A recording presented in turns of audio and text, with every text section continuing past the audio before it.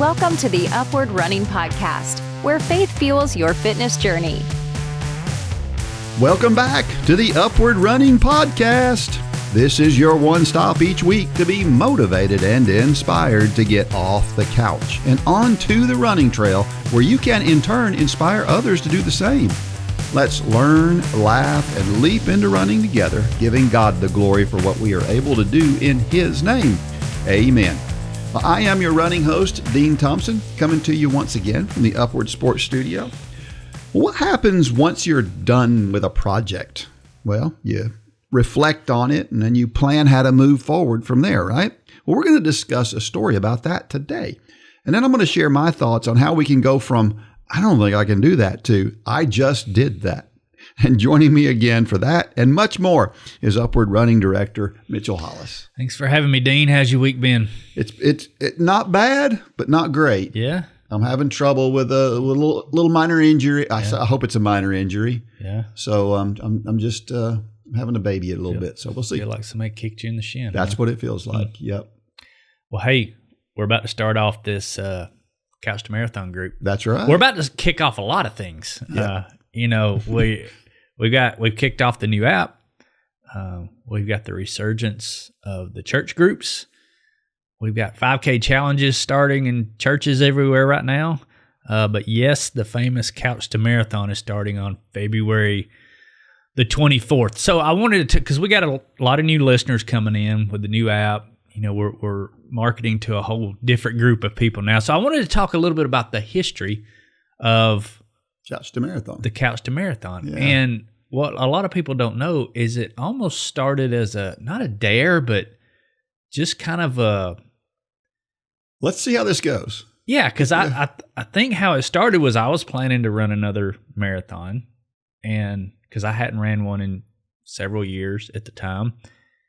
And I think maybe we were in a meeting and you were like, well, I'll do it. And then we talked about Gay, could Gay do it? And so we kind of come up with this idea of the Couch to Marathon.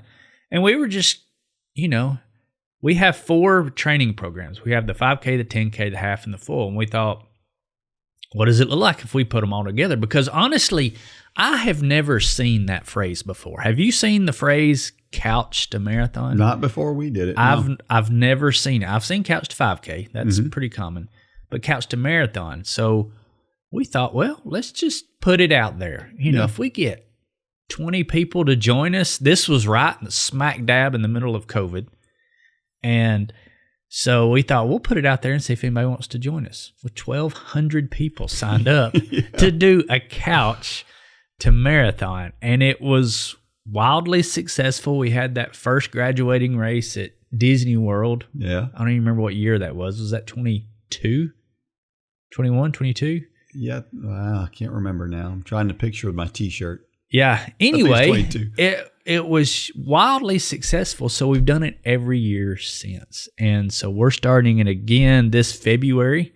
And then in 2025, we will be going back to Big Beach Marathon for our graduating race. Which was our second one. And it was probably the best venue. Yeah. Because number one, the race directors are incredible. Mike and Nikki. Nikki's just a ball of energy. Yeah, she is. And the race directors are great. It's a beautiful, you're literally finishing right on the beach. Mm-hmm. And it was just incredible. So we're going back there. So how do you join us? Maybe there's people out there and they're saying, well, I can't do a marathon. What would you say to them, Dean? Yes, you can. Yes, you can. Yes. The people who did it that first year, they couldn't run a marathon either. Yep. But a year later, they could. And now, is it going to be easy? No. But nothing in life worth doing is easy. So how do you join us? Or how do you find out more information? Go to upwardrunning.com, select the button that says Start Today, get signed up, download the app, and buckle up. Because we're starting February the 24th on the Couch to Marathon. Now, we've got a lot of other things in the app that you can do. There's lots of other challenges. We're going to be adding new challenges as the year goes on. We're going to be adding many more features to the app as the year goes on. But if you've ever thought about running a marathon, maybe you haven't ran one in years and you want to get back in and do another one, this is the best route to do that. Amen. You can download training plans all over the internet, but what you don't get is the accountability, the motivation, the community, which we've talked about so many times, is so important to have that community around you. Those people who you've never met, but they feel like you're your best friends. Mm-hmm. And the common tie is the sport of running. That is priceless. Amen. So join us this February 24th for the Couch to Marathon. Can't wait. Our post of the week this week comes from Michelle Palma Stover. We've had a few posts from her. She just does a good job with them. And she says, "Good morning. I got my race result. It isn't so much what I've accomplished as much as it is who I've accomplished it with. Having my students do this with me in spite of their fears that I can't do that is priceless. Seeing them struggle but enjoy and take pride in their hard work is another bonus. They want to do it again and again soon. We want to do the Big Bear. Wow, that's a lot of hills. I still can't do monkey bars and pull-ups on the rope. I need to get my upper body stronger, so I did the penalty, which were mostly burpees. Not easy. I got to do more than the first time I raced. I know I'll get better. Easy has never been in my vocabulary. When people tell me that's hard, my head just goes, what is not? I'm still sore all over. My left pinky and ring fingers are bruised, but the swelling has gone down. I tripped on a gopher hole, sprained my right foot, landed on my face and left hand. My adrenaline kept me going and God's reinforcements. I did it again. I'm a Spartan for God." I love the phrase "easy has never been in my vocabulary." Yes. I think that's me and you. It's, that's hard. We say, well, why not? I can do that. If you can do it, I can do it. Yep. No matter how ill-equipped I am, I'll try it. That's always been my look. The way I look at things is, well, somebody else did it. So if somebody else did it, then I should be able to do it too. Sure. Right? Yeah. I mean, that's the only way to look at things, Yeah, right? That's right. And I like the way she has her students with her doing this thing. So I'm assuming she's a school teacher. Is that what I'm picking up? I think that's right. And it was cool. Have you ever done a Spartan race? I haven't. I haven't either. I went and watched my son do one years ago, but I've never done one myself. Actually, it wasn't a Spartan race. It was the Tough Mudder or something else, I think. There's several of them out there. But it was fun to watch. And I'd like to do one day. I don't know where they are. I've never really looked at it. I don't know. Now, we've put on a pretty well-designed mud run. Yes, we used to do it for the Tri Kids, right. And it probably wouldn't meet up to OSHA standards. I'm pretty sure. Yeah, the crawling under bridges that may have snakes under them probably is not a... Well, it was winter time, so the snakes were gone. Yeah, surely. Yeah.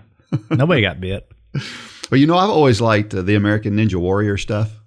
Although my upper body is so much weaker than it used to be. It used to be that I could probably do fairly well at that. I don't know that I could do well at it unless I worked on my upper body, but maybe that's a good excuse to work on my upper body, to do some of this stuff. It would be fun.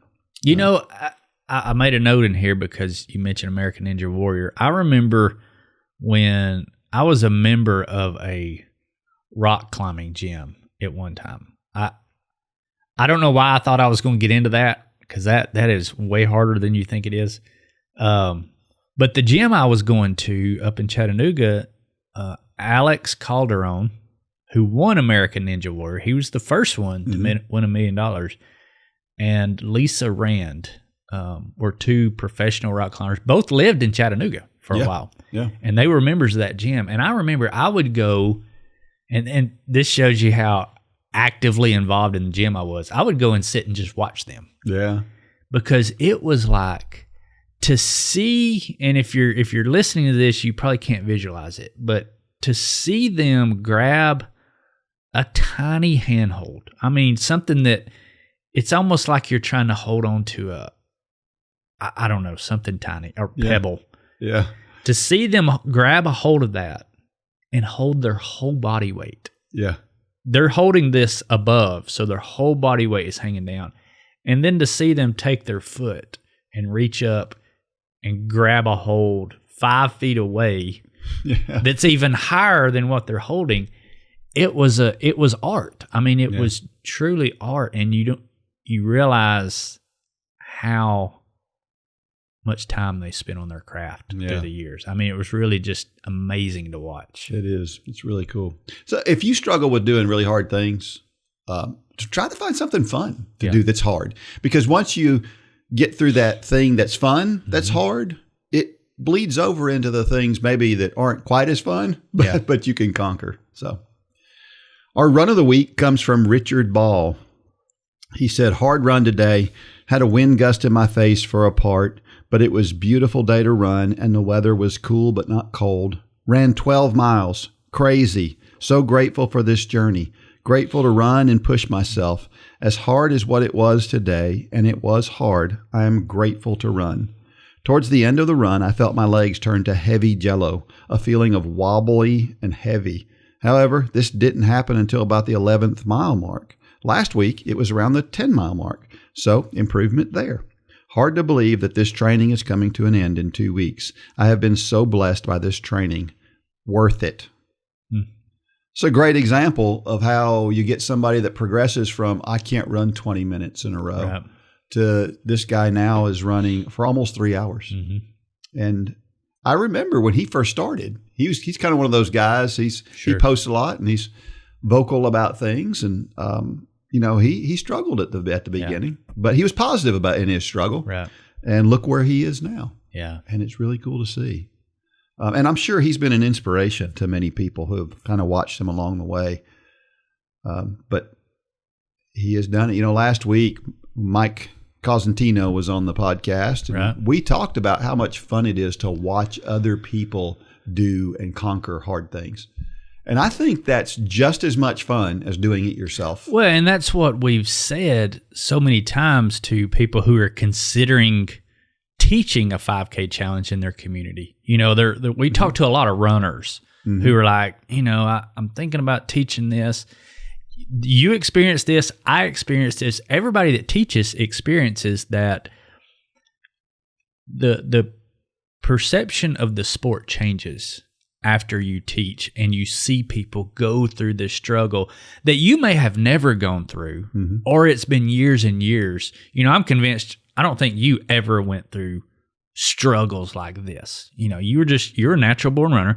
I did. But it was years and years and years ago. Yeah. And so to watch people walk through this and they take the I can'ts and they turn them into I just did. Yeah, it changes your perspective and gives you a whole different level of respect for those people in the back. You talk about how your perception of the back of the pack changed after you taught one of these classes. And it's not that you ever thought bad or negative. You just didn't think about them. That's right. You were in your car headed home with your award while a lot of those people were still finishing. And that's not bad. It's just the way it was. But once you start, it's why our finish lines always were the loudest for the last person finishing, because that's the hardest worker on the course. It's not the fastest, but they're out there the longest. And well over the past few weeks that it's not always being the fastest that's the hardest. It's being out there for a long time. That's right. And for the 100-miler you just did, that person that's finishing their first half marathon feels every bit what you felt after 100 miles. That is true. That's true. Yeah, and what I think is cool about it is it brings those two people together. Yeah. It brings that back of the packer and that front of the packer together in this common bond that I have a whole different respect for those people than I ever had before. And I think they have a deeper respect for me because it's not just about, they realize that you're human. It's not just this crazy person who has this crazy talent, right? Yeah. Yeah. And so it's a really neat thing. Our trivia question from last week. What does the term running economy mean? Let me start by saying this. There's two different terms that some people kind of put together. They're not the same, but we talk about them like they are sometimes. Running economy and running efficiency are not the same. Running efficiency is kind of like horsepower in a car. It's how much force can your body apply based on all the characteristics of your body. Running economy takes that one step further. So let me give an analogy here. You take a Corvette and a F-350, and they may have the same horsepower, but which one's faster? Sure. There's no question which one's faster, because that car has the characteristics, the gear ratios, it's lighter, and all these characteristics that make it be able to use that horsepower to make it faster. That's kind of how running economy is. It's how do I take the ability that I have and apply it to being able to run? And so that's the difference between running efficiency and running economy. So things like better form will make you more economical when you run. Being a little bit lighter, you lose 10 pounds. That'll make your body a little more economical when you run. So that's why we see people, we may have two people who have the same VO2 max, and one can run a 10K a minute faster than the other one. Yeah, I think the place you see this the most, I've coached a lot of swimmers in my day, and you see this in the water a lot. You see, we would have all the kids, sharing 2 lanes in the water, and, they're $150 max on weight, and they're swimming and they've got really good form. And then you see a guy walk in that's 230 and he just got done benching 350 pounds upstairs, but he gets in and he looks like a barge going through the water. And he stands up and he's like, how are these kids swimming this fast? And it's swimming economy. He is way stronger, probably has a higher VO2 max than some of these kids. But it's adding all those things together. That's right. We always say, like in running, don't cross the center line. Arms, whatever you're doing, don't cross the center line, and that gives you better running economy. And that talk about that brings up, how you see these commercials. Here's one simple hack that you can use. Well, let me give you one of those from a running perspective that I think is really, really critical and makes a big difference. And people, it's so simple, and people will go, duh, but people don't do it. And that is, when you are moving forward, when you are running,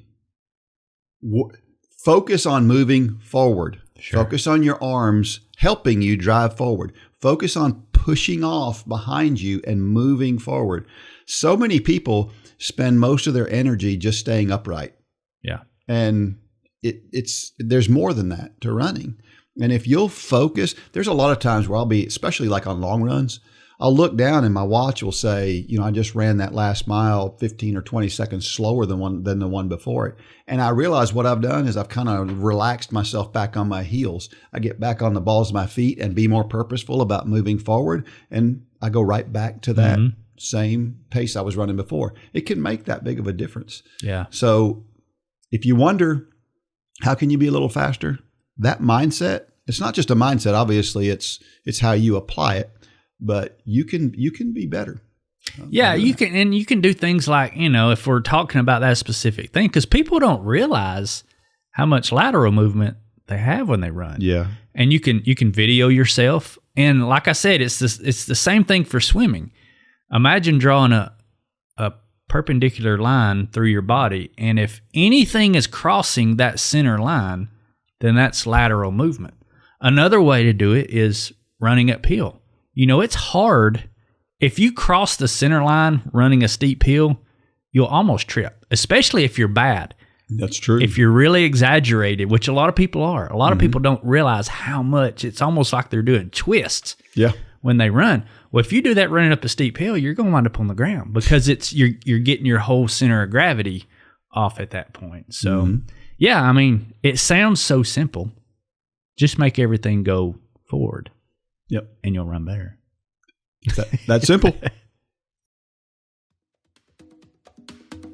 Upward Sports equips churches to run self-sustaining sports ministries in their communities. Whether you're a sports fanatic or on staff at a church, Upward Sports will give you all the tools you need to run a first-class sports ministry that allows you to reach families in your community. Upward Sports offers basketball, soccer, flag football, cheerleading, volleyball, baseball, and softball through league and camp offerings. At Upward Sports, we want to help your church make a difference and give you increased opportunities to share the gospel. Learn more today at upward.org. That's upward.org.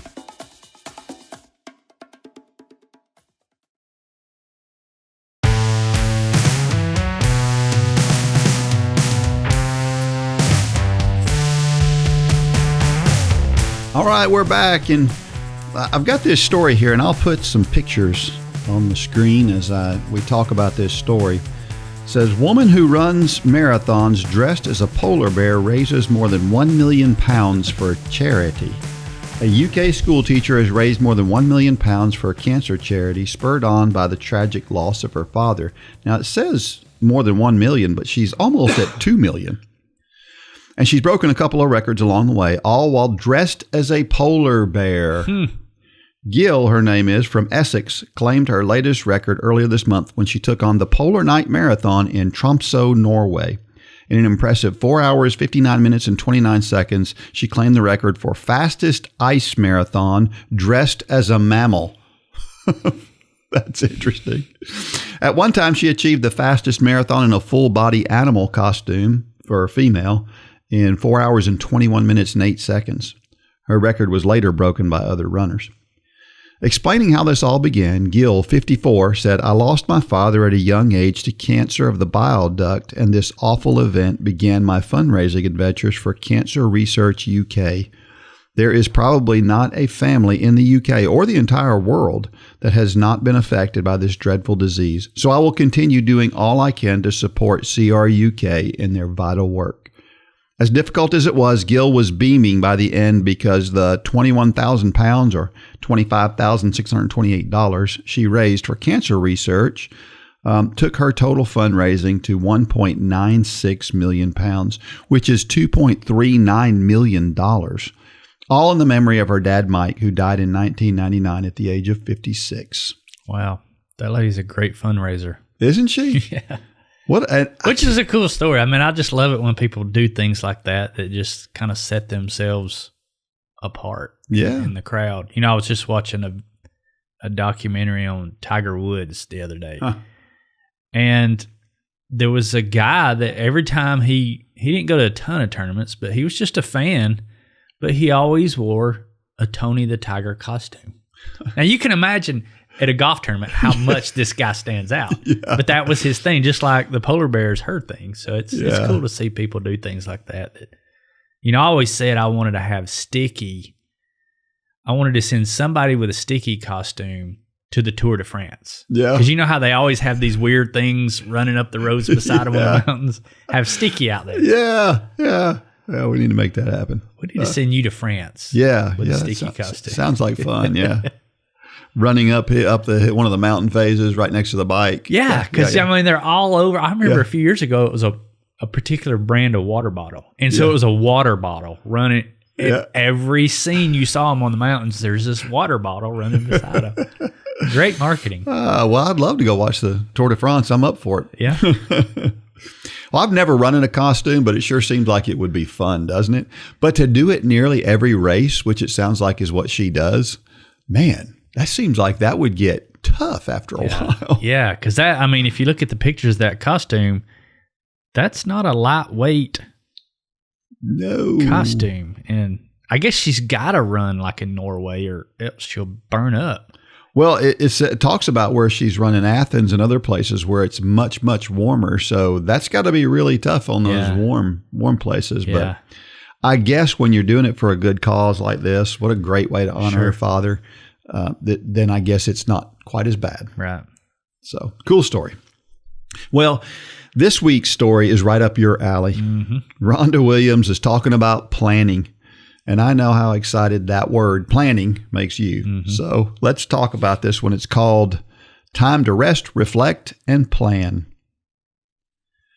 I wiped the sweat from my brow and finished off my water bottle as I walked to the car. I took in a deep breath, and as I slowly released the air, I thought, it's time to taper. I felt my whole body relax. I followed my 3-month training plan diligently, and I can feel it in my sore muscles. The hill work, long runs, and miles of slow, easy runs are complete. The hard work is over, the hay is in the barn, and now it's time to rest, heal, and get ready for the half marathon. It's important to give my muscles a chance to recover and rebuild before the race if I'm going to accomplish my goal. I will spend the next 2 weeks running short, easy runs with plenty of resting and foam rolling. This is also a good time to reflect on the training that has been done and plan a strategy for the race. I should be ready for race day if I take the taper as seriously as the hard training, and all the hard work will be worth it. I have worked hard this last year with my running and training, but I've worked hard in other ways too. And just like with running, there have been setbacks, obstacles, and a few less than stellar performances. There have also been a few accomplishments, and those achievements provide fuel to keep going. Just as I taper before a race, I plan to taper before beginning a new year. My favorite week of the year is from December 25th to January 1st.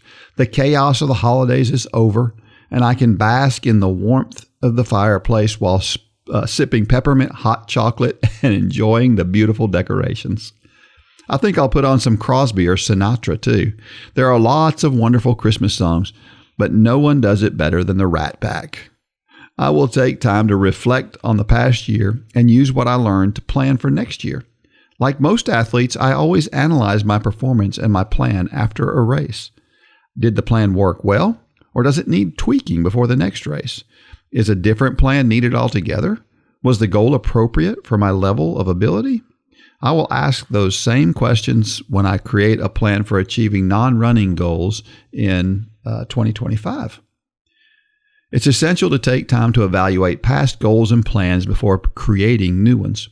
The previous year has lessons to teach, but we will only benefit from them if we take time to reflect and learn. One of the most important lessons is to go to God in prayer first and not set out on our own, waiting until the plan becomes difficult before consulting Him. It's also important to seek His will and not just follow our own desires. So let's pray, "Your will be done, not mine." Please reveal your plan to me, Father, and give me wisdom to follow it. God is a great planner. The word plan is used in the Bible 205 times. I want to build a house, but don't know how? Consult an architect. Need training plan for the PR in the next race? Confer with an experienced coach. A wise person will let God be the architect of their life and will seek His coaching every day. Before hitting the ground in 2025, I mean that literally, as I always run on January 1st, let's take time to be still and know, Psalm 46:10, let us bask in the warmth of His love and rest so that we can run and not grow weary, Isaiah 40:31. We should seek His guidance in planning this next year so that our plans will be achieved, Proverbs 16:3. Then we will be ready. Man, I knew Rhonda and I were kindred spirits. Yeah. I texted her after I went over this morning, and I said, this is probably one of my favorite stories we've ever done.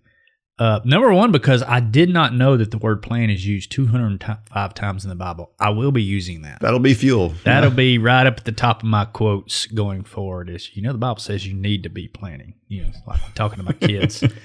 But I love this story because I've always said something back in my business days that you have to work on your business as much as you work in your business. Yeah. Like for a person who owns a restaurant, you can't just be a good cook. That's only half the picture. You've got to work on planning and running your business. You can't just work on your training. You can't just work in your training. You can't just have a big engine. Right. It goes back to that whole running economy analogy. You have to work on the other things. You have to plan. You have to work on your form and all the little things that really have nothing to do with the fitness part of it. You have to work on your marriage, not just in your marriage. You can be good at chores, but if you never plan a date night, your marriage is going to suffer. And you've got to work on your finances, not just in your finance. You can make great money, but if you never invest, I think you see what I'm saying. Working in just requires action and working on requires planning. Yeah, and I don't know why that just kind of came to my head when I read this story, because so many times we get caught up in the thing and not working on the thing, which is the whole planning part that Rhonda talks about here. And you have to be purposeful about it. I remember when I was coaching at the college, at the end of every season, I would meet with each of my athletes individually. And I kind of had a guideline that I used to say, okay, what did you like? What did you not like? What went well? What didn't go well? And let's talk about that so we can figure out how do we attack next year. Sure. And but I had to do it purposefully. I could pick up on a lot of this stuff in conversations here and there, but to do it in a structured way made that planning so much better for me. Yeah, I mean, bad races, bad days, bad experiences at work, those are all a gift if we learn from them and we plan accordingly next time. That's why it's so important that you have those meetings with your athletes to say, okay, you had this crummy race back on this date. What did you learn from it? And you've always made the comments, if you never have bad days, you have nothing to compare the good ones to. Problem is, so many times we don't ever do that analysis. That's right. We just keep going and keep going. We push. We're hard workers, but sometimes you got to back up and do the planning part, the working on, not just in. Definitely important. Proverbs 21:5 says, the plans of the diligent lead surely to abundance, but everyone who is hasty comes only to poverty. I love your saying right here. Yeah, I hate to say it, but hasty is my middle name. I mean, it's sometimes I'm just, that's just how I am. I'm off the cuff. It's how I do things, and I've gotten better at it, and I'm better at it in some areas of my life than others, but in a lot of ways, it's by the seat of your pants. Yeah. And I don't know why I'm that way, but I just am. So I saw a sign one time, and I keep saying I'm going to make this sign and put it behind my desk somewhere. But it was a guy that he had a sign hanging up behind him. Like if you're sitting at his desk, you're looking at him and you see a sign up behind him, and it said, "Your lack of planning will not become my emergency." Yeah. And I love that because that's the heart of this verse is that's right. planning. You'll still have emergencies, but you won't have as many, and you'll know how to handle them when they do come. Yeah. Yeah, unfortunately, I've created a few emergencies for you, but I appreciate the patience, though, which is an important thing, right? We have to understand, too, that, we should plan and we should definitely follow through on those plans and do those things. But we also have to have some grace, too, with a lot of that stuff. So I was just telling Debbie, this is one of those things where I hate to book hotels. Because I'm right there with you. How many times do you book a hotel and then you get there and it's not what you thought it was? Mm-hmm. And I just get so frustrated with that it makes me frozen when I go to try to book a hotel. Mm-hmm. You'll spend hours. Yes. Sitting there looking at the computer. And it drives me mad. So I guess what I'm saying, the reason I bring that up is because we can spend too much time planning too. At some point in time, you just got to go, all right, whatever. Looking at this more is not going to help me at all. I need to make a choice and move on to the next thing.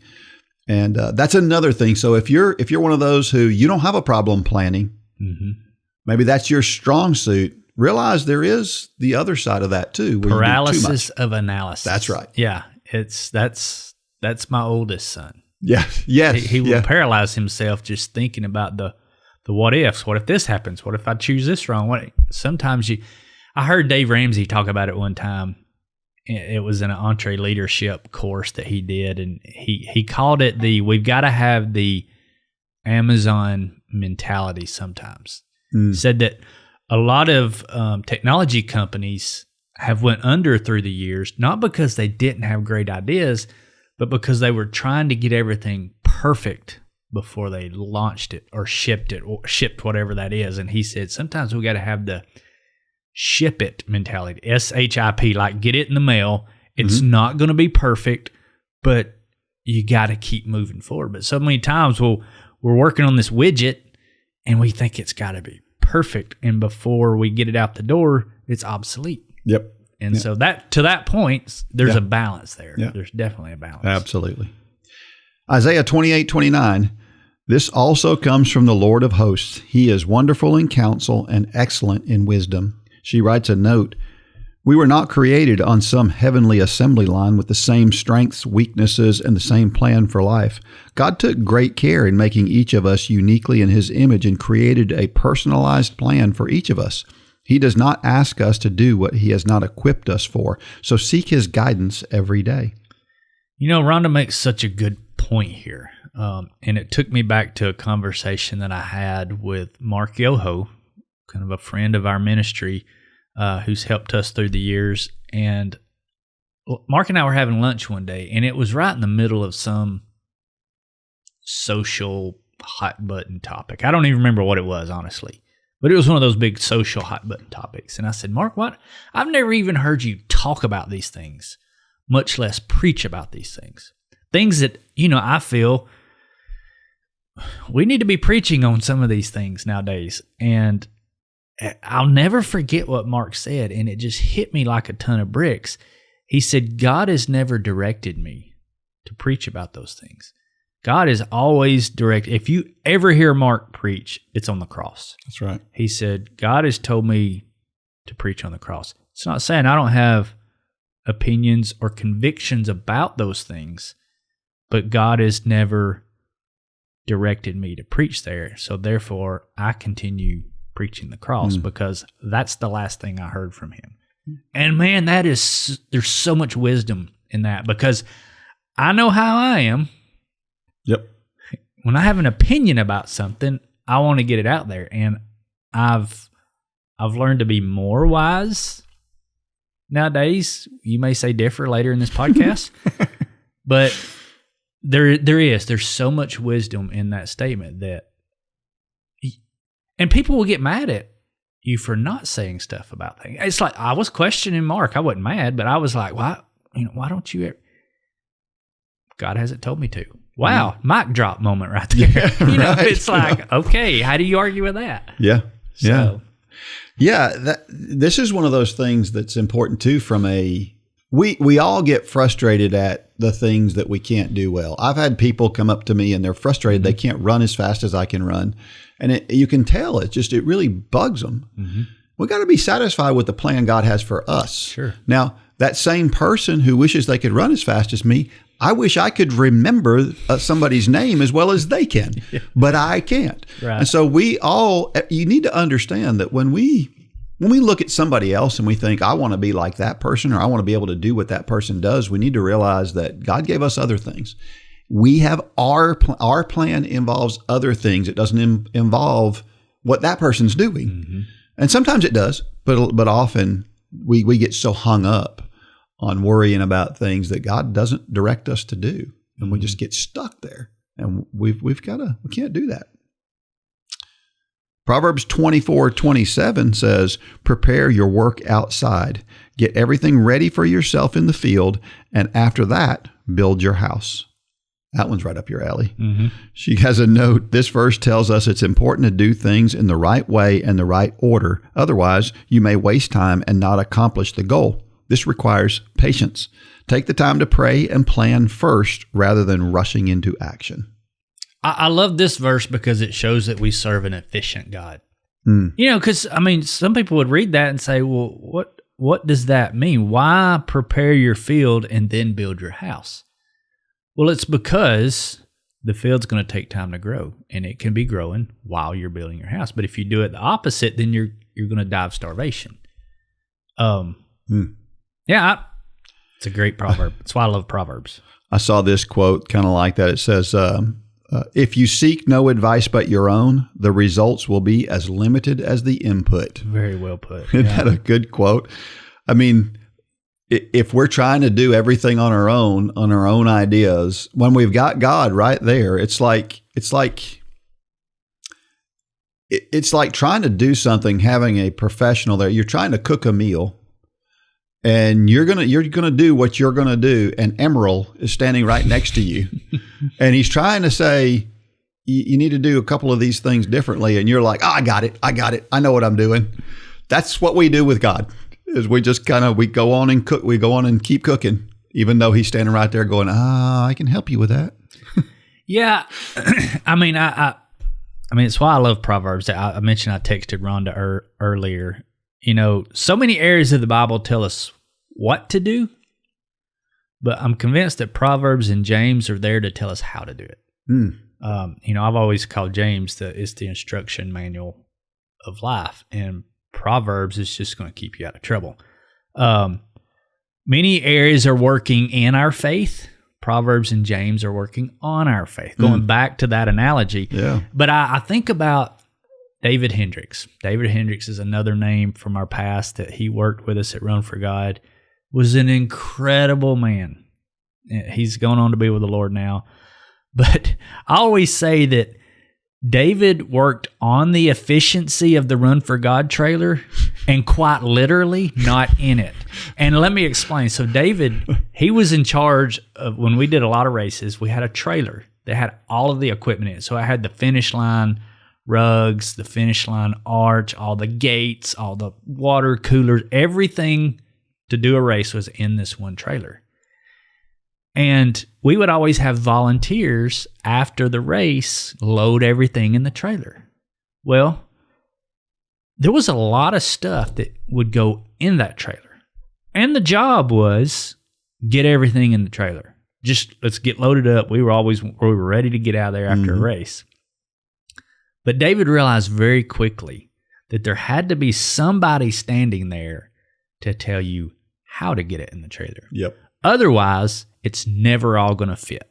That's right. Or it's going to be in such a mess that you can't get it out at the next race. So David was always standing there, and he made people mad sometimes because he'd be like, just sit it on the ground, I'll get it in there. Yeah. But he just like Emerald. Yeah.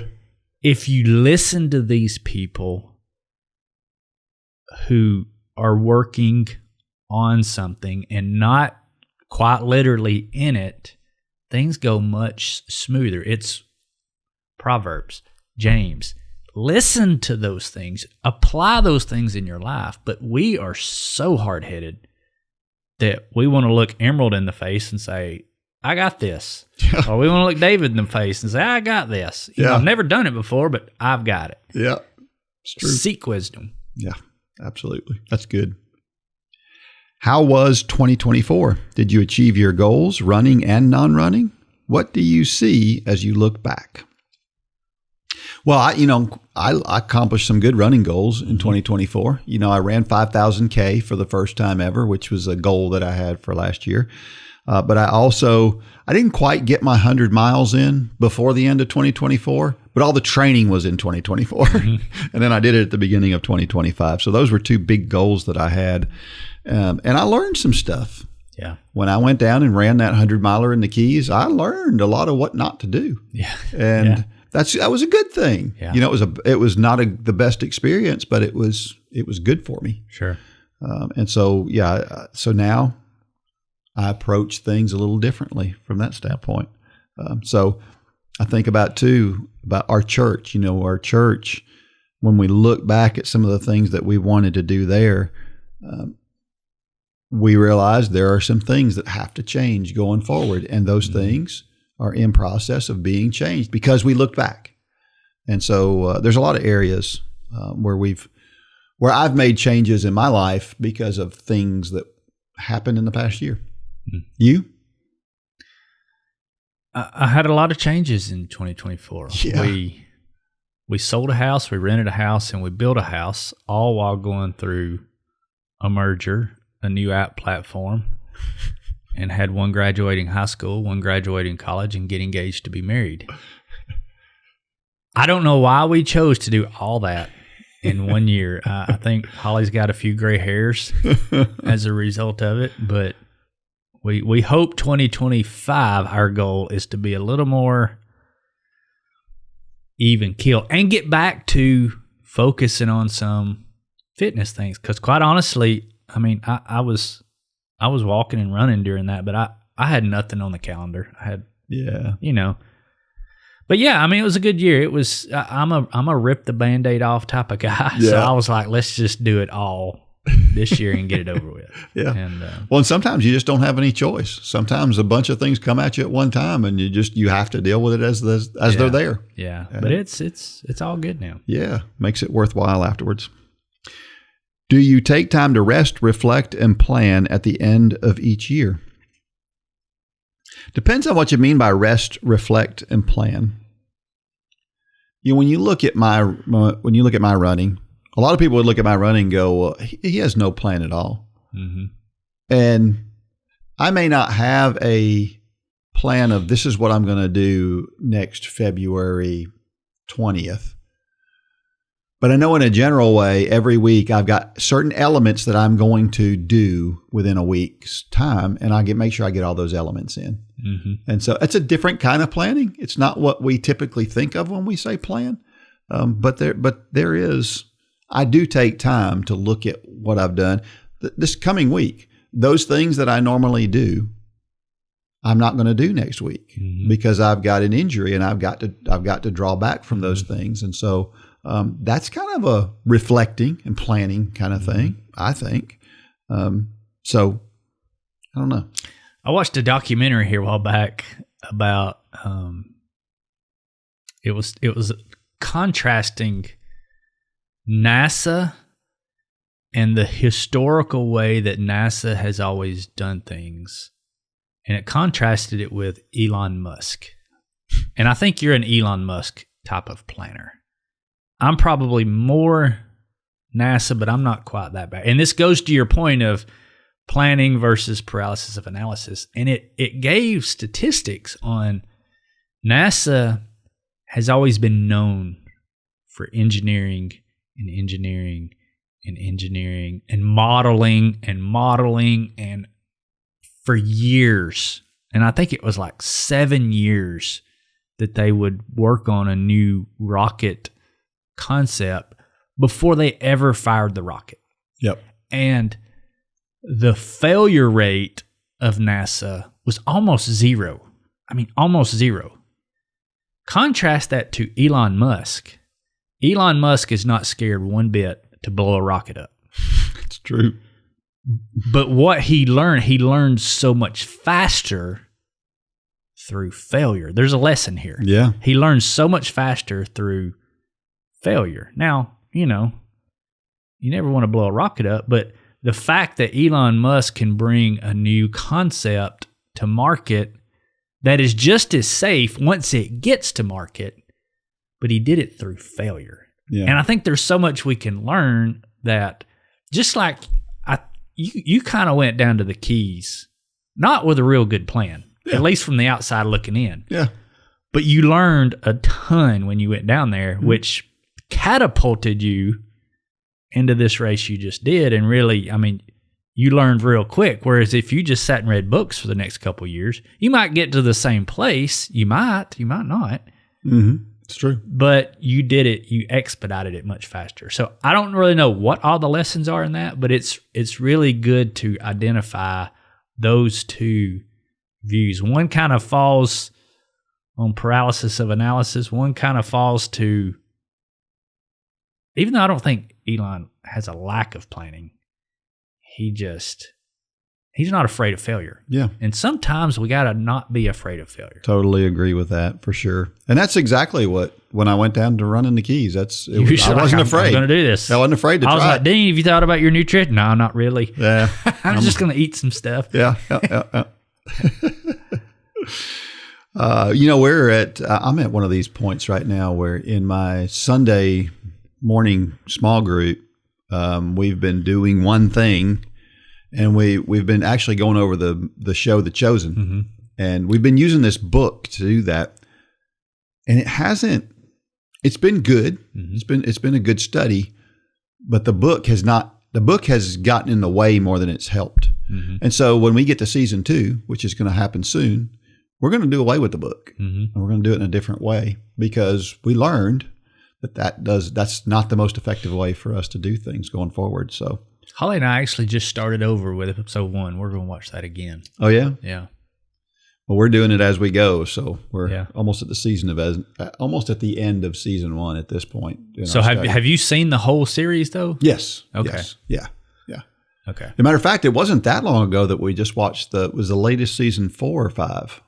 I can't even remember. I believe it was 4, and we haven't watched season 4. So I don't like how they're waiting so long. And it's not like you forget the stories. Yeah. It's like somebody said in our Sunday school class here a while back, they're like, don't give it away. And we're like, you know the stories. Yeah. It's not like we're doing a spoiler. Yeah. But I want to watch it, kind of one show, couple shows a week, and go right into season 4. Because, I don't know, it's just better when you can kind of put them all together. I like that idea. Last question. Do you start each new year with a run on New Year's Day? It's a tradition for me. I want to start the year on the right foot, pun intended, and set a healthy precedent for the rest of the year. Yeah, I start each year with a run on the first of the year. And then I just copy that day for the rest of the year. We'll just leave it right there. Do you need something to keep you motivated to keep fit both physically and spiritually? Upward Running has what you need to keep you on track for both. Check out upwardrunning.com and join us for pennies a day. I promise you, you will not regret it.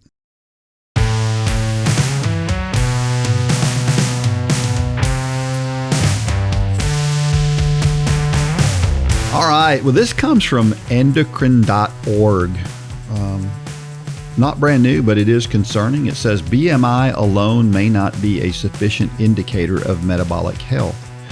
And it goes through this process where they did this study and they analyzed all of these people.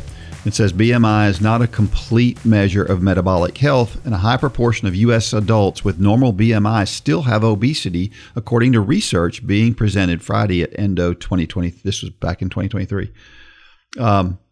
The latest research highlights the importance of including what percentage of the body is fat, muscle, bone, and water, and how much fat is in the abdomen versus the thighs to fully understand drivers of cardiometabolic disease.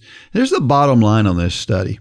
The bottom line is that the study shows that according to BMI, we're in that 30% range that say that our country is obese.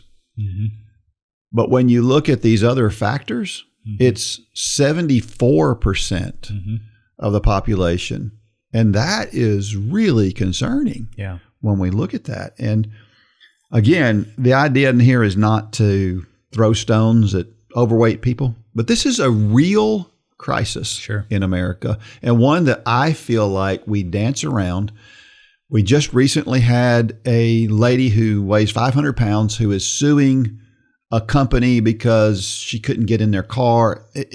I don't want to talk about that case, but what my point in it is that we don't look at that person being 500 pounds and think that's not good. Mm-hmm. We think, well, everybody has a right. You have a right to do whatever, but it's not good and it's not healthy. And I think we need to talk more about that. I think that no matter what you think about RFK, I think his intention is to start talking about some of these health things that we just kind of ignore at this point. And why it's so important, because so many of the diseases and the problems, the health problems we have in this country go back to obesity. Mm-hmm. There's so many things that are made worse by obesity. And again, I get it. If you don't care if you're obese, then you don't care if you're obese. I want more people to care. Sure. And whatever it takes to get there, I want to be there. Well, and it's the reason, talking about, because BMI mostly is calculated by your weight versus your height. Right. And that's a good indicator, but it's not, a smart scale is better than actually doing it in the lab is the best. But it's why we tell people, especially in the 5K challenge, because we see this a lot. Don't look at the scale when you start the 5K challenge, because there's a very good chance you might actually gain a few pounds when you start, because there's just muscle that has atrophied through the years that you're starting to wake up and you're starting to build that muscle back. And it's why I always tell people during the 5K challenge, don't look at the scale, look at how your clothes fit. That's right. Because you may gain weight, but that weight is in different places. Mm-hmm. Maybe all of a sudden your pants are a little baggier, but the scale says you weigh 3 pounds heavier. That is actually a good thing. That's right. That weight gain is good. And then as that weight gains, then the fat will start to drop. Mm-hmm. Because the more muscle you have, the more fat you burn. That's the way that the metabolic system works. Right. Yeah. I mean, and the other thing is you mentioned RFK. I sat down and watched his confirmation hearing the other day. Do I agree with everything RFK Jr. has said in his life? No. But it's obvious that he's made health and nutrition his life's work. Mm-hmm. Go Google an RFK Jr. workout. I don't even know how old he is. He's an older guy. It's obvious that this is his life's work. But I don't agree with everything he says. And that's fine. I don't agree with everything you say. Right. But you're still one of my best friends. And we've got to get past this demonizing people because we don't agree with 100% of what they say. Food and drugs are a real problem in this country. Mm. There is no question about that. And RFK seems to be screaming that from the rooftops. There's lots of money and there's lots of influence in this industry. And RFK, at least he doesn't seem to be beholden to that. And I'm listening to what he says, and that is comforting to me. That he is saying, I just want to get people healthy. Are there things that I have questions about? Yes. But where we've gotten, it seems like in this country is we don't believe. I mean, there's so many people out there that we put into office and they're saying things opposite what we believe, but yet we put them in. And then the people that come along who are saying food and drugs are a problem in this country, and we're like, we don't believe you mean that. Yeah. I just don't understand. And, it's not our intent to get political here, but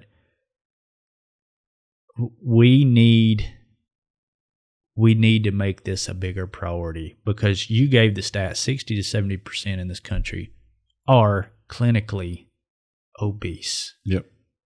That is not a right versus left. That is not blue versus red. That's just a fact. Yep. And you look at other countries and it's not that way.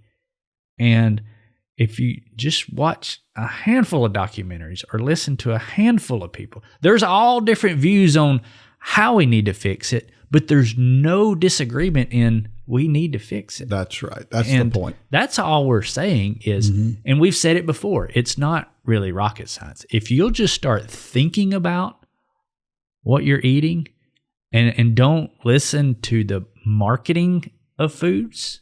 Yep.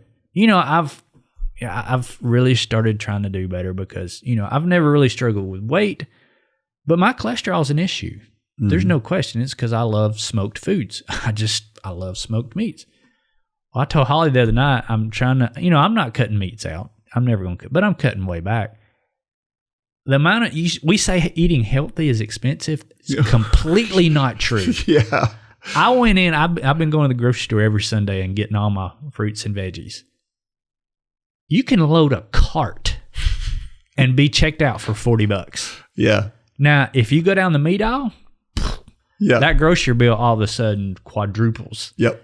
And so all we're saying is think about the things you're eating. Yeah. Understand being overweight is not healthy. That is not us condemning anybody. That is a fact. We love you and we want to see you succeed. But the chips are stacked against us, and we have to understand that. That's not conspiracy. That's money. Yeah. And that's all it is. That's right. And one final thing I'd like to say about it is that I remember a lady that I worked with years ago she was rail thin. I mean, she was a skinny lady. Yet when you checked her body fat percentage was very high. She was unhealthy. She was obese. She had blood pressure problems, probably related back to the fact that she was such a high percentage of body fat. So just because somebody looks healthy does not mean that they are.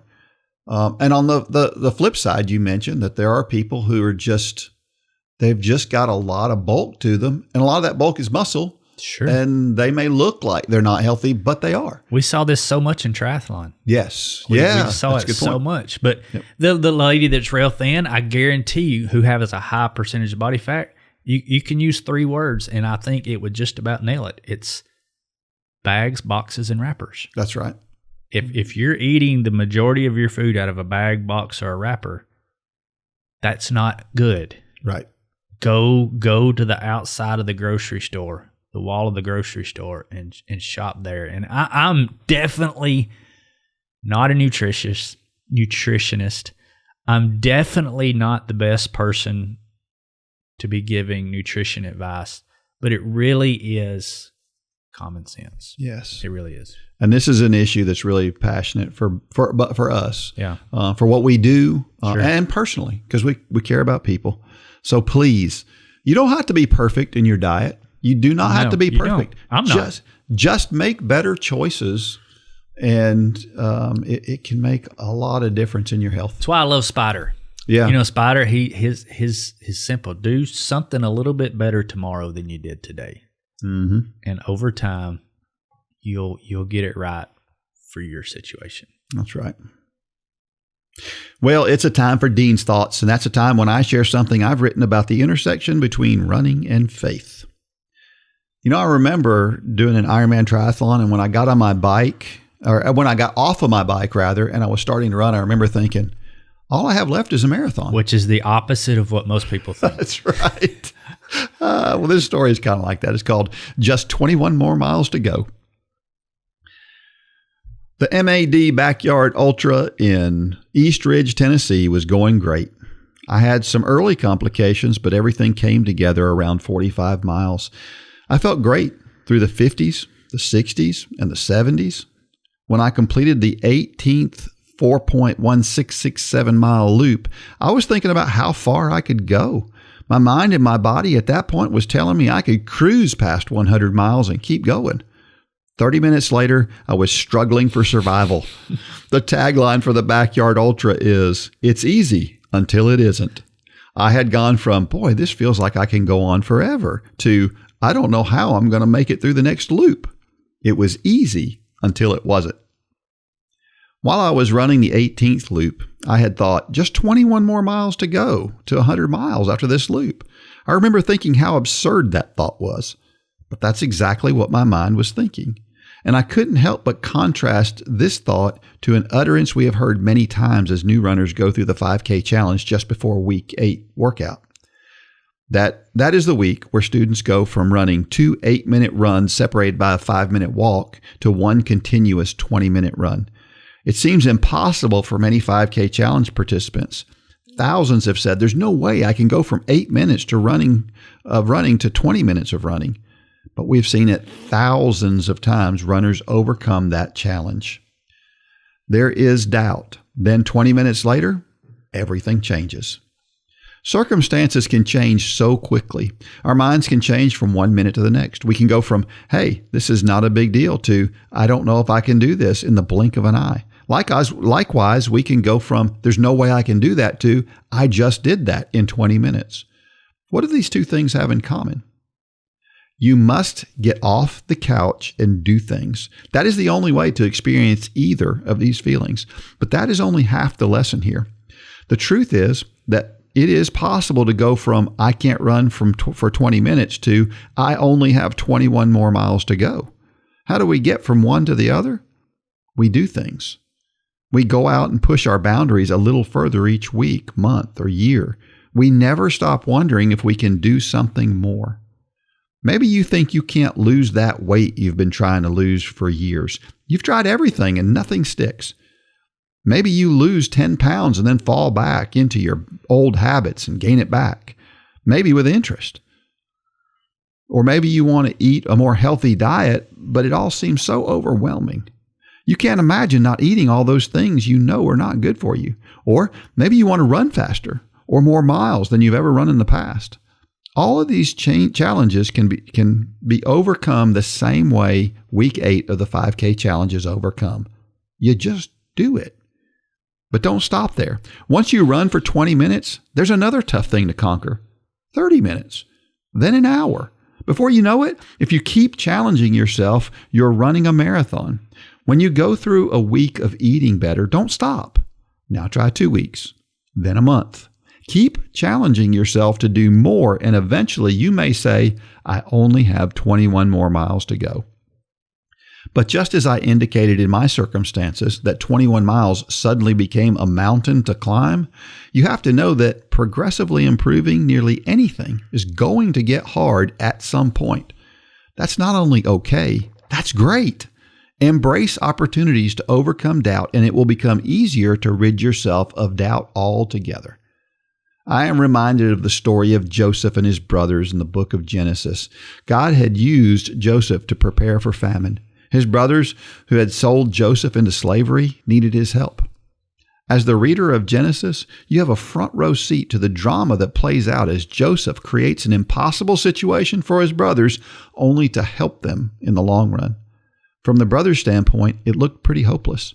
But God had coordinated all the circumstances far in advance to ensure that everyone was happy, safe, and content in the long run. And that's how it is in a lot of our challenges. God has provided a way for us to overcome them, but we have to be bold enough to do our part. That's a great story, Dean.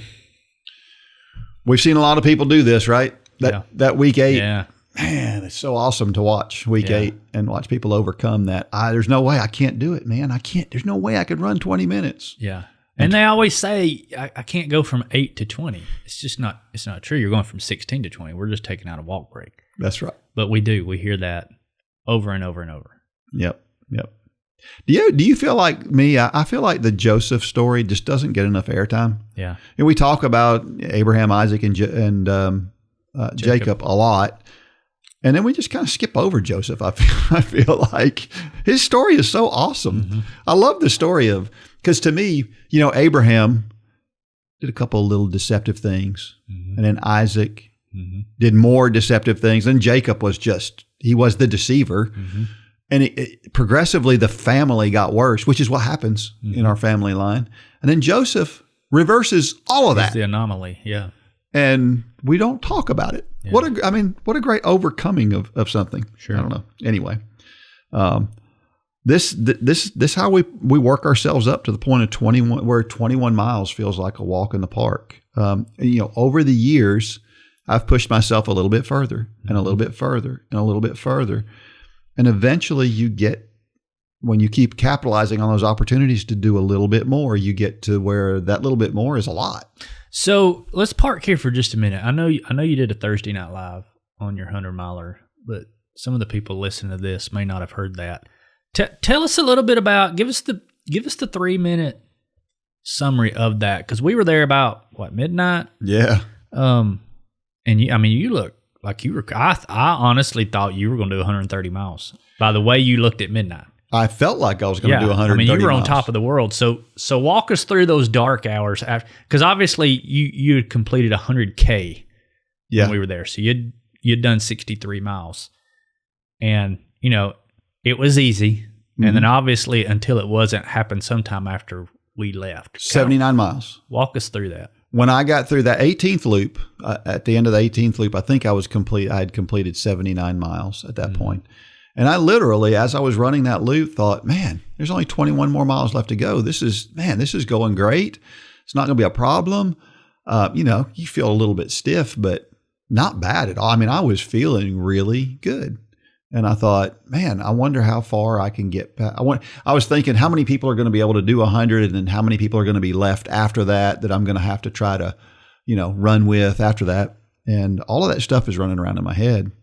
And then, like I said, on that next loop, the very next loop, I was oh my gosh, I don't know if I can make it to 100 miles. Mm-hmm. It was the craziest change and the quickest change I think I can ever recall. Do you think, because I have a hypothesis, and tell me if I'm wrong, I probably am, usually am. Do you think it's because you said it in here, and I know your A1A goal was 100 miles. Right. That was the goal. Yep. Do you think it was because 100 miles was the goal? Do you think if your goal in your head and your expectations and everything was 130, do you think you would have had that same experience at mile 79? Yeah, I do. You do? I do because you see where I'm going with that. I do. Absolutely, I do. And I see why. I see how you could go there. But my goal was to get at least 100 miles in. Yeah. But I thought I had a shot to win the thing. Right. And that was my goal, was I wanted to try to win it. And so that's where my thoughts were. I'm going past 100 miles. And then the next thing I know, I'm like, I hope I can get to 100 miles. Yeah. It would change that quick. So, because I think the point is so many times we limit ourselves simply by speaking something. It's true. And it's true. You speak it, and therefore, it's a self-fulfilling prophecy. Yep. Oh, I can't do whatever. I can do this, but I can't do that. Well, just like Henry Ford or whoever said it, whether you think you can or you think you can't, you're probably right. Not saying you were thinking you couldn't. Yeah. But the A1A goal was this. I don't know. We've seen that. I was kind of thinking that. Well, I've seen that with a lot of people. A lot of people have this goal. This is my goal. And once they reach that goal, okay, I've reached the goal, and they're done with it. And that's what brings them to. So physiologically, mile 79 was coming whether you thought it or not. It was there. Yeah. It was crazy. I remember the triathlon kids when we were coaching them. Do you remember how the tempo runs were when we would ask them to do a 3-mile tempo run, and we gave them all their paces to run, and they just couldn't do it. Mm-hmm. And this went on for weeks where they just could not do it. We would cut it short. Yes. We would cut the rest short because they were missing it so bad. Yeah. And eventually, once they got it, then they were able to do it relatively easily after that. I mean, they'd get through and it'd be like, oh, that was kind of hard. When they got through, and a month before that, they were like, there's no way I can do that. They really didn't see it.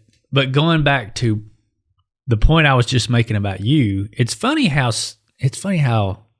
our triathlon team was such guinea pigs. Yeah. Because we were experimenting a lot on it. And for good reason. I think we had a lot of really fast athletes, but there were so many things we didn't know when we were coaching them. But do you remember the time that Lane, he kept trying to break 5 minutes on the mile? Yeah. I forget how old he was. I don't know how old he was. Anyway, I'll never forget, he was on the track, and his fastest mile at the time was like, 5:10. He was still a good ways. I mean, 10 seconds is a long ways. Yeah. But he wanted to break it on this particular run, and he started on his laps, and he would always listen for each lap, call out. He perfectly calculated his splits. Yep. Well, on this particular day, and I know I'm the run for God guy, but we kind of fudged on his split times. Yep.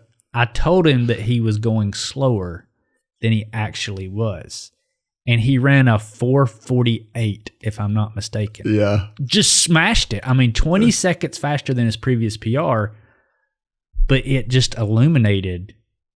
He thought he was going slower than he was. Therefore, he reached down, and there was more there. Yeah. That if I would have said you're hitting perfect splits, he would have ran 4:59. Yep. And so that's why I was asking you about yours. Is sure. He thought something very different than was the reality. Yep. But the problem is usually we go the opposite way. Yeah. We think it's worse yeah. than it really is, and therefore we just crumble and cave in. He thought it was worse than it really was, and he was bound and determined to leave it all out there. And I'm convinced that if we would have told him you're running perfect splits, he wouldn't have run as He would have fast. run 4:59 or not broken it. Yeah. But he thought he was way off. And Yeah, so I think he ran there's definitely something to that for Yeah, sure. I don't know. Yeah, that's a good point. Have you always wanted to read through the entire Bible but never found the time to do it? Well, let me do it for you. Sign up for the self-paced Bible in a Year challenge and start listening today. Every day, I read a few chapters from the Bible and give you helpful tips and encouraging quotes. You must be an Upward Running member for access to this exciting challenge. So if you're not a member, sign up today and get started. If you are a member, what are you waiting for?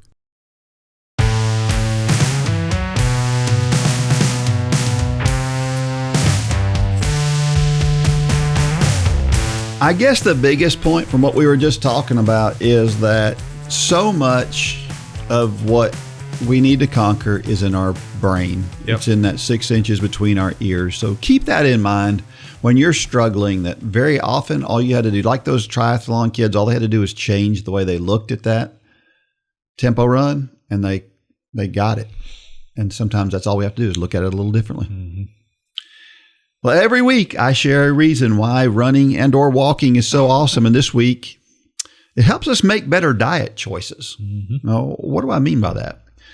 Well, I think when you take care of your body from an exercise standpoint, it makes you look at your food differently. It makes it look at your food like fuel. Mm-hmm. And I want to put good fuel in my body. You don't just pull your car up to someplace and put some water in the tank because you need good fuel. You need gasoline. Mm-hmm. And the same thing I think happens when we run.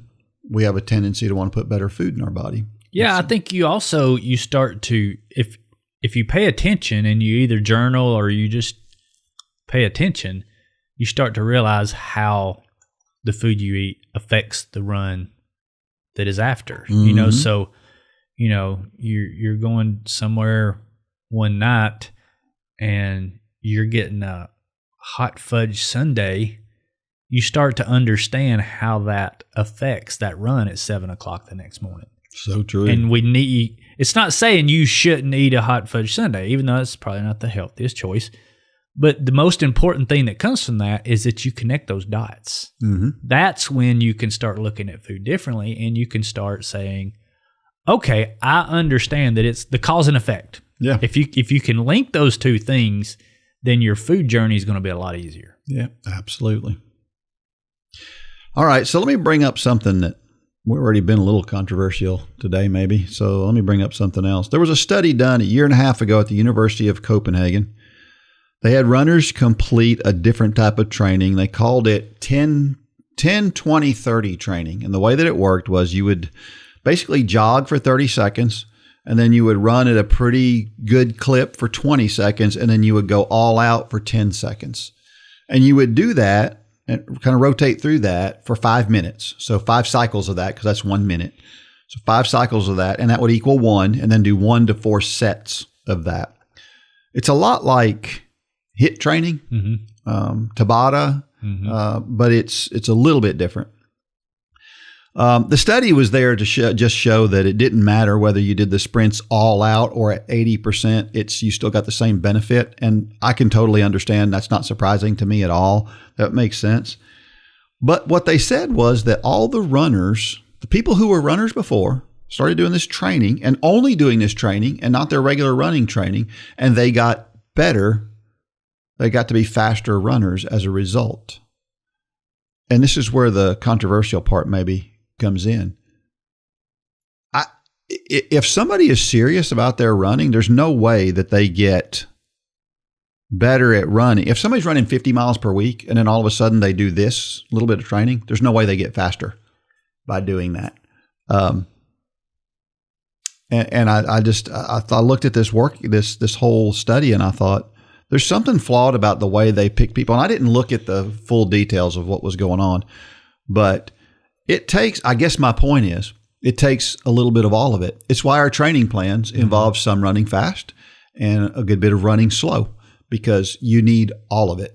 And I don't like these studies that kind of show that all you got to do is run hard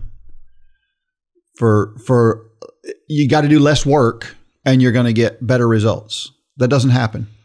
It's never less work for more results. The problem with these studies is it's assuming that circumstances are done in a vacuum. And what we've seen through the years is it's just like, if somebody would have done a study, we've already used Lane as an example, but if somebody would have done a study on Lane back when he was a senior in high school, they could make the case that you can run mid 15 5K only running 25 or 30 miles a week. Yeah. But it doesn't show the whole picture. Right. It doesn't show that he was biking 150 miles and swimming 10,000 K a week. And I think that's with a lot of these studies, it's just flawed. Yeah. You can lose 50 pounds by walking 10 minutes a week. Well, the person that they used for that study was also swimming 10,000. I mean, it's a good point. You have a lot of this, and so many times with these studies, you got to look to see what it's trying to prove and who it's trying to prove it for is the big thing. So, I mean, I don't doubt that there is a case for this, but what are all the circumstances? And usually we don't get all those. No, that's true. All that data. Yeah.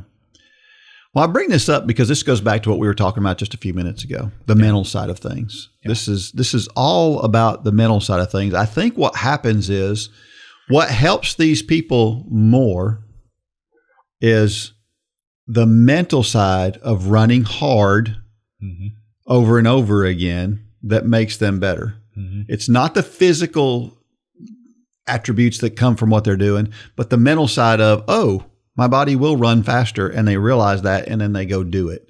I think that, and again, I think we see it in the 20 minutes in week 8. We know when we see that person, we know they can do it. We're 100% sure that person can do it. We know 100 for certain they can do it, but that person doesn't know it. Yeah, it's the character that we used to call in character builder workouts. Yeah. It's building the mental side, because that is something you have to train just as much as your legs, is the mental side. And we would ask our athletes to do these impossible scenarios, the workouts where we knew they were all going to fail. Yep. But what they did is that workout that's 10% less harder, but still 20% faster than where they are now, all of a sudden becomes easy. And I'm using air quotes in that. Yeah. Because it wasn't that crazy workout that we knew none of them were going to hit. They didn't know that. That's right. But all of a sudden, that crazy thing you asked us to do yesterday is now all of a sudden not as hard. Yep. Same exact workouts, different mentality. That's right. So if you're struggling out there and you wish you could do something, you might be able to do it. It may just be a matter of changing the orientation of your brain a little bit. Well, this week's trivia question is this. How many heart rate zones are there in most heart rate training programs? This one's a pretty straightforward one, but heart rate training programs, it's very popular in triathlon. Some runners do it, some don't, but there's heart rate training is there's a science to it, and there are heart rate zones. How many heart rate zones are there in a heart rate training program? Now, don't come back and say it's not the same in all of them, because I realize that there are a few exceptions. What is the standard? The standard is this, yes. And you can send that answer to dean@upward.org. And if you're the first one and you're a member, then you will win $20 off in the store. So get answering. Our motivational thought of the week comes from a guy named Deepan Parmer. I'm not sure who he is, but I like what he said. He said, the magic you are looking for is in the work you are avoiding. I've never heard that, but I love that. Yeah. That is so true. Pretty good. Pretty good. Most of the time, it's the thing that we trying to avoid doing that will get us where we want to be. Mm-hmm. Yep. And it looks like I noticed there are a lot of people that seem to be sharing this quote. All of a sudden, these quotes, people say something and then all of a sudden it becomes really popular all at the same time. Maybe because it's so good. And I saw a similar quote from a guy named Joseph Campbell. He said, the cave you fear to enter holds the treasure you seek. Another great quote. Comes down to embracing hard things, right? Yep. All right. Well, we are down 255 episodes we've done of this thing, and people are still listening. That's crazy. Crazy town. Yeah. But we're so thankful for you. like and share and rate and do all those things to help us out with all the algorithms and things, help people find us. Share what we do with others so that we can share Christ with more people. That's the whole goal. And in the end, we'll give him the honor and the praise. And until next week, may God bless every step of every run and or walk. Go out there and shine your light. Good job, Dean.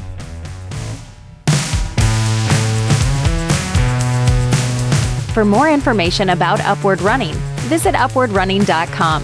If you have questions about your salvation, click on the Peace with God tab. There is nothing more important. Thanks for joining us today.